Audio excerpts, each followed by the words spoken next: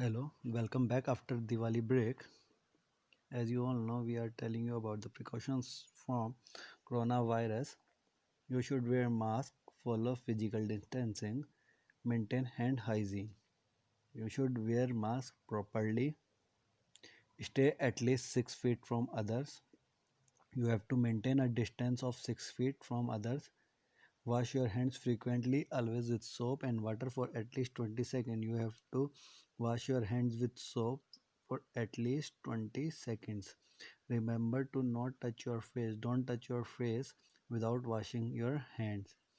Do not share food or drink with others. Don't share anything with others so you will be safe from coronavirus. As you all know, learning, we are doing the revision of queries. We will continue that chapter.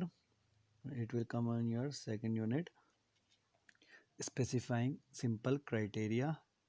Criteria is specified in the criteria row of the design grid. Specify the criteria value in the criteria row and the data will be filtered accordingly in your query output. So to give a criteria, you have to give that in the criteria row in the design grid. Specifying multiple criteria. To specify multiple criteria in a query, follow the step. Suppose you want to see the record of the class 10th as well as class 12th. Move the cursor to the criteria and type the condition equal to 10 in class column, the second condition equal to 12 in a or row of the same column. Save the query and click on the close button. Now run the query and observe the output. So if you want the multiple criteria, you have to give two criteria, one in that particular row in which you want, and the second one in the same column or in the same row. And for that output, you have to close that query output box, and then you have to observe the output that both the criteria are being performed. So let's see how to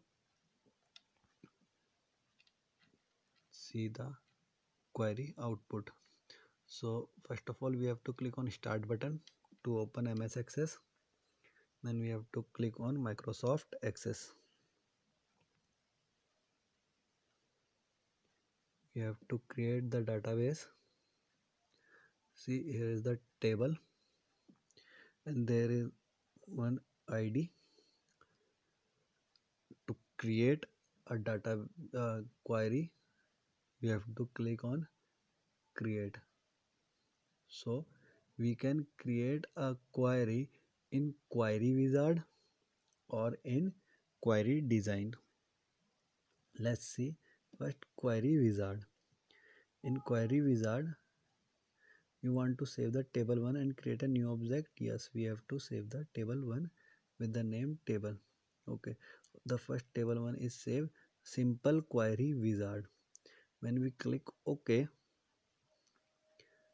it will show selected field and available field. As there is only one column, that is ID, so only one field is there, ID. We have to click on the next button. It's there, it's come from the available field to the selected field. We have to click on next. After that, it will ask for the open the query to view information. Finish. After click on finish, here we can see queries, table 1 query. A new tab is there, table 1 query, just because there is only one, so it is showing like this. Suppose if you want a query design, you have to click here. See the above, it is showing the tables, only there is one table, so we can add that particular table and close. So the upper view is showing the tables. As there is only one table, it is showing first table 1, and the bottom pane is showing you the design grid.